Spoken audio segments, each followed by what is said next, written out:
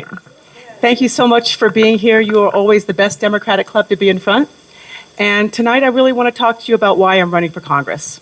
I am your CU Regent. You all know that. We spent a lot of time here when I was running for Regent back in 2022.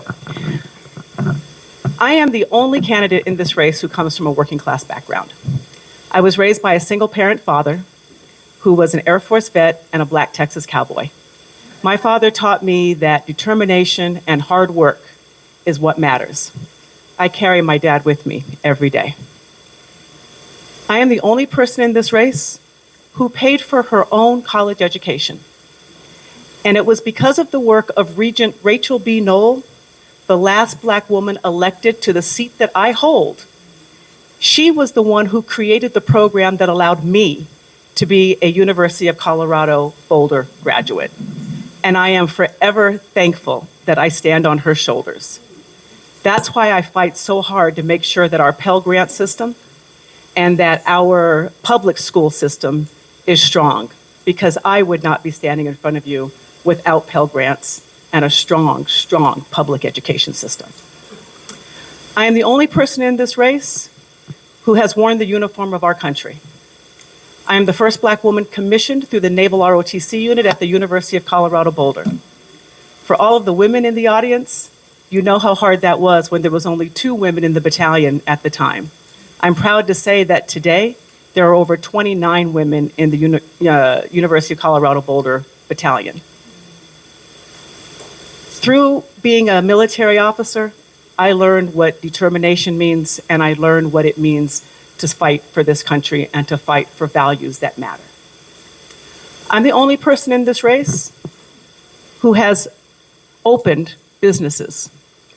I have made a payroll every 2 weeks, which means that I know what it means to have families relying on me to ensure that we run a good and equitable business. I'm the only person in this race who has stood with our unions to be able to fight for collective bargaining. At University of Colorado, I have stood with CWA. I have stood against Key Lime Air flying our student athletes around, and I have fought to make sure that our workers are paid what they deserve and that they should have access to health insurance and good benefits. I am the only person in this race who has fought for to end to allow small businesses to be able to be a part of our $1 billion procurement system. University of Colorado Boulder, we have a $1 billion per year procurement system that up until I found out that there were no Black, Latino, or women contractors at the stadium before we hired Coach Prime. And I said, wait a minute, we have no Latinos, no Blacks, no women contractors at the stadium? I said, that's not right. What can we do to fix that? And I was able to work with the university to completely revamp the entire university system to allow small businesses now here in Colorado to be able to bid on that procurement process.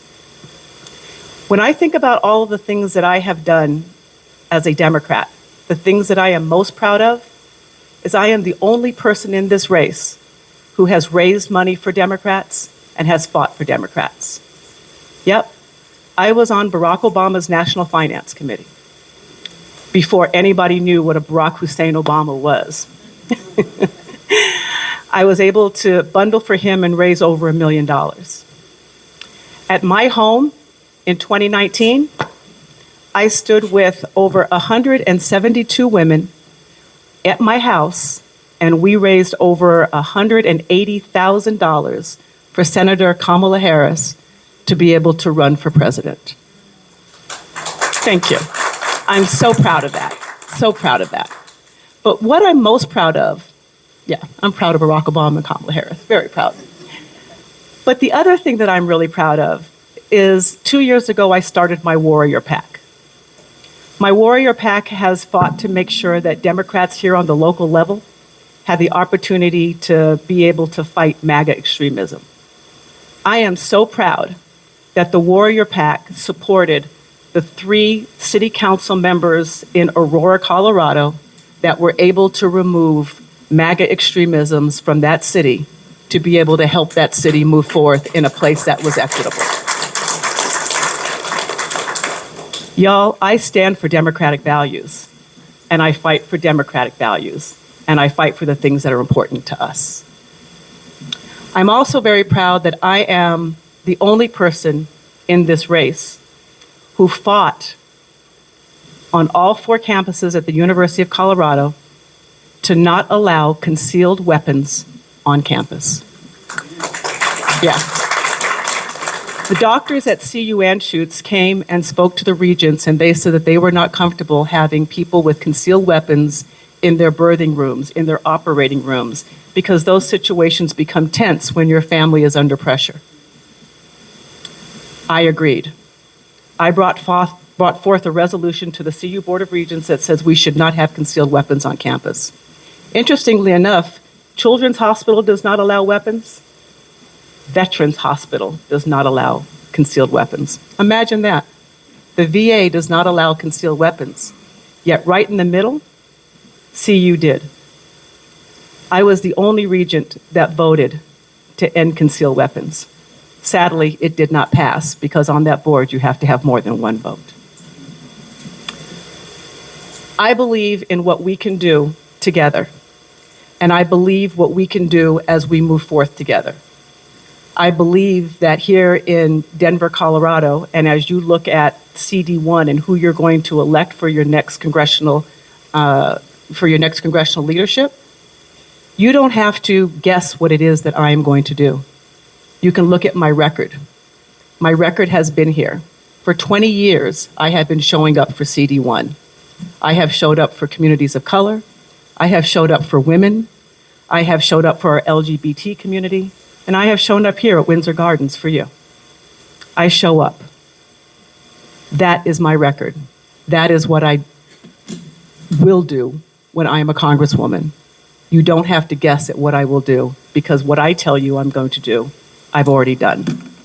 Ladies and gentlemen, my name is Wanda James, and I would love your support as we move through this process, through the caucus process, and then on the only poll that matters, on June 30th, which is our primary vote. I hope that I have your support. I want to thank you all so much for coming out tonight, because this Democratic Club, man, y'all are something else. So thank you all for being here tonight, and I truly appreciate you. Thank you so much. Are we taking questions tonight, by any chance? Are there any questions? Steve? I'm going to bring Paul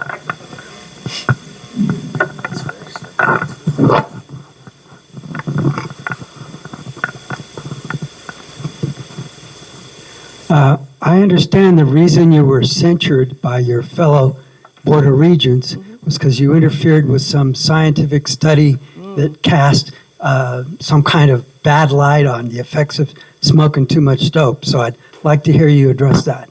Yeah, so that's not true. So what I was censured for, I was censured because I stood up to what CU Anschutz put out that were highly offensive and extremely racist images.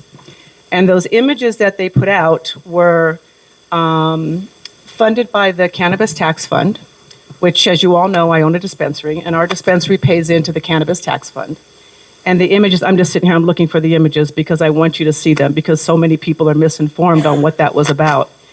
They put out on Instagram, do y'all have an Instagram account? They put up on Instagram 9 slides. 5 of the slides were of beautiful white women with beautiful babies, real human beings, real actual human beings. Then they put up 4 slides. You're not going to be able to see this, but I'm happy to pass this around and show it to you. This is a little black baby in vitro right here. And underneath each one of those, then we had little black babies, little caricatures of black people. These aren't even real people. These are little caricatures of people. And then they went on to put little black people caricatures on here.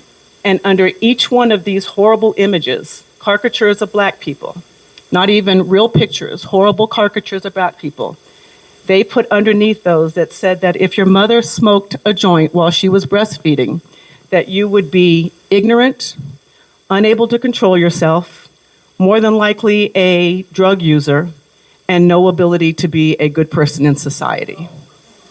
These were the horrible words that have been used against black people since slavery time to dehumanize us.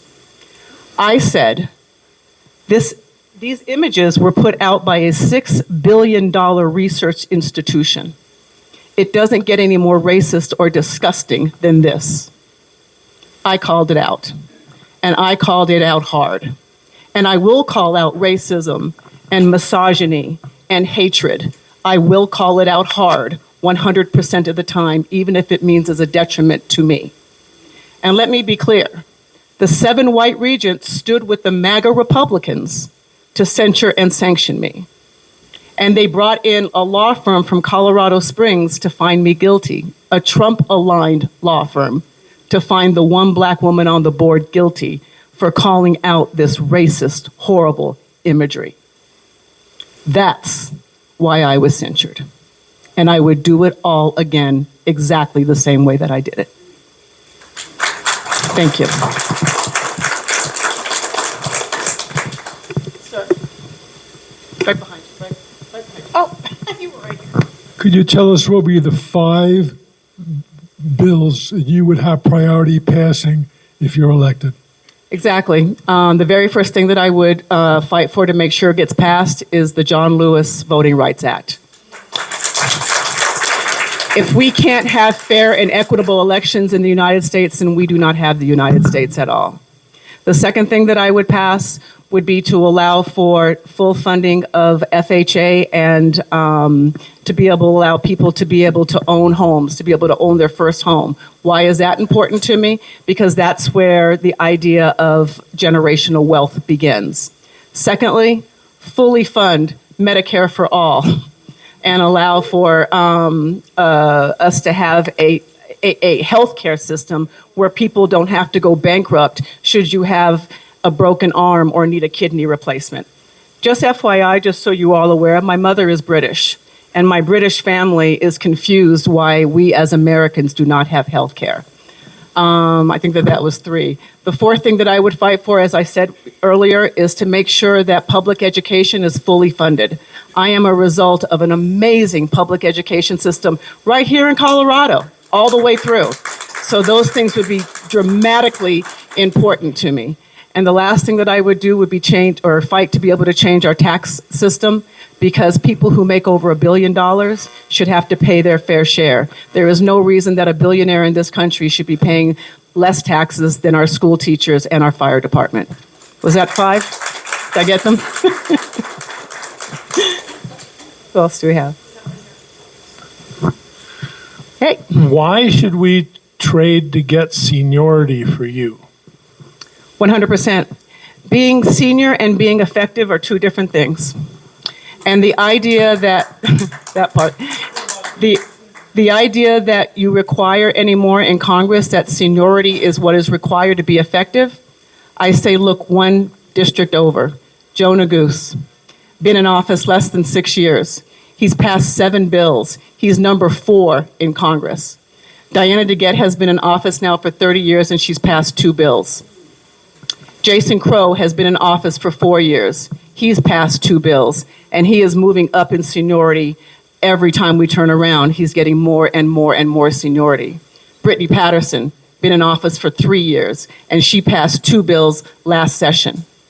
The times have changed, and what used to matter with seniority really had times to do with how often you were able to get on TV and talk to your constituents. That world has now changed with a 24-hour news cycle and the ability to talk to your constituents easily through this little device right here and what happens on social media and being able to meet with people. Seniority only matters if you're effective. And nobody should ever be in office for 30 years. You become ineffective when you live under a golden dome for 30 years and you are no longer outreaching and talking and meeting and being around people. And this is why it is vital that we change who is in office, and I'm also in favor of term limits as well, too.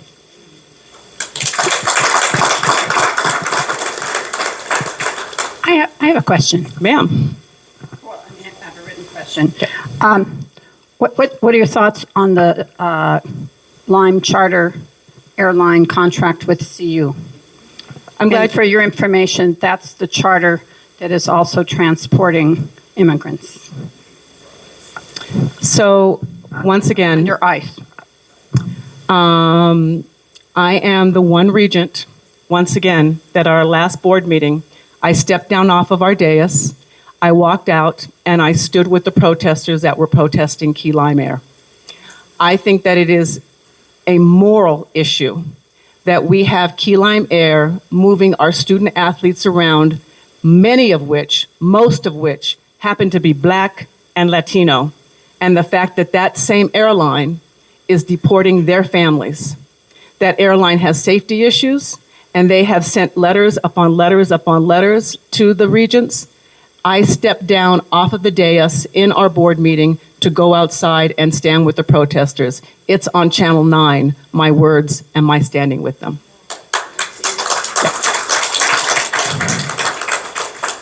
Given your statements recently, your statements tonight that you've been the one person on the regions on several issues I suspect this audience agrees with, how's that going to be different in Congress?